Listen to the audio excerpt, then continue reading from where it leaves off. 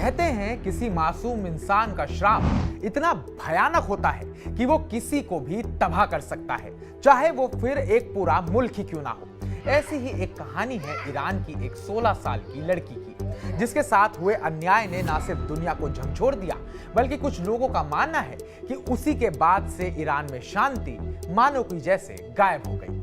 आइए इस दिल दहला देने वाली कहानी को समझें, जो इंसाफ और इंसानियत पर सवाल उठाती है। आखिर वो लड़की कौन थी और उसने ऐसा क्या श्राप दिया जिसकी वजह से ईरान में कभी खुशी वापस नहीं लौटी।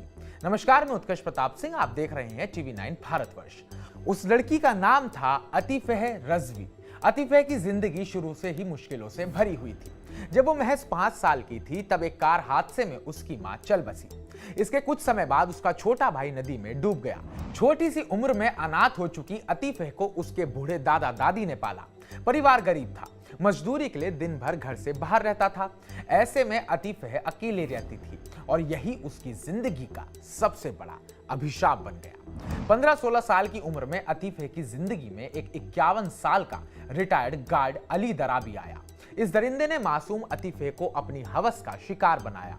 1-2 बार नहीं, बल्कि 3 साल तक वो भी बार बार उसका बलात्कार करती। अली ने अतीफह को धमकाया कि अगर उसने किसी को कुछ बताया तो वो उसे और उसके परिवार को मार डालेगा। डर और शर्मिंदगी में डूबी अतीफह चुप रही। उसने अपने परिवार को बताने की कोशिश की, लेकिन बदकिस्मती से उसे ही डांट फटकार मिली। जब अली की हैवानियत हद से ज्यादा बढ़ गई, तब अतीफह के पिता ने हिम्मत जुटाकर पुलिस को शिकायत की। लेकिन जो हुआ वो और भी चौंकाने वाला था। ईरान के सख्त शरिया कानून के तहत पुलिस ने अतीफह को ही गिरफ्तार कर लिया। उसे क्राइम अगेंस्ट चैस्टिटी, यानी कि एक पत्नी का अपने पति के प्रति पूर्ण समर्पण और निष्ठा का ना होने का दोषी ठहराया गया। जी हाँ, बहुत अटपटी सी बात थी। इस कानून के मुताबिक अगर कोई लड़की गैर मर्द के साथ किसी भी तरह के संबंध में पाई जाए तो उसे सजा दी जाती है, जब तक वो ये साबित कर ना सके कि उसने पुरुष को उकसाया नहीं था।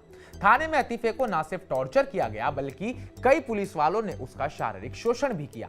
उसकी दादी जब उससे मिलने आई तो अतीफह ने रोते हुए बताया कि उसे इतना पीटा जाता था कि वो अपने पैरों पर खड़ा भी नहीं हो पाती थी। उसे जानवरों की तरह हाथ पैर के सहारे रेंगना पड़ता था।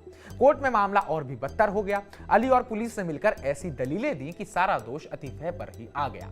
जज हाजी रेजाई ने शरिया कानून का हवाला देकर अतीफह को ही सजा सुनानी शुरू कर दी। जब अतीफह को लगा कि वो इंसाफ नहीं पाएगी तो उसने गुस्से में अपना हिजाब हटाकर कोर्ट से कहा कि अली को सजा मिलनी चाहिए, ना कि उसे।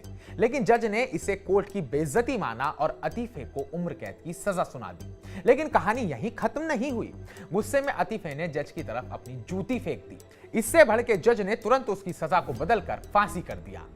15 अगस्त 2004 को ईरान के नेका शहर में 16 साल की अतीफह को क्रेन से लटकाकर सरेआम फांसी दे दी गई।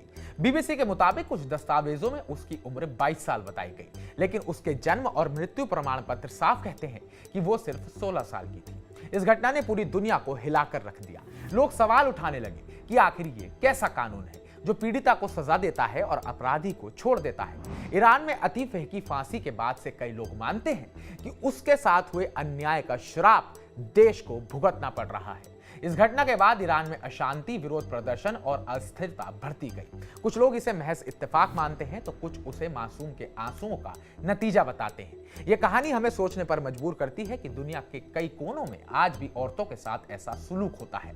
अतीफह की कहानी सिर्फ ईरान की नहीं, बल्कि हर उस जगह की है जहां इंसाफ के नाम पर अन्याय होता है। आप क्या सोचते हैं? क्या अतीफह के साथ हुए इस नाइंसाफी ने ईरान को इस बर्बादी की कगार पर लाकर छोड़ दिया? क्या सच में उसकी बद्दुआओं की वजह से आज ईरान बुरे दौर से गुजर रहा है? कमेंट बॉक्स में कमेंट कर अपनी राय जरूर दीजिएगा। बाकी ताजा अपडेट्स पाने के लिए TV9 भारतवर्ष को सब्सक्राइब कीजिएगा।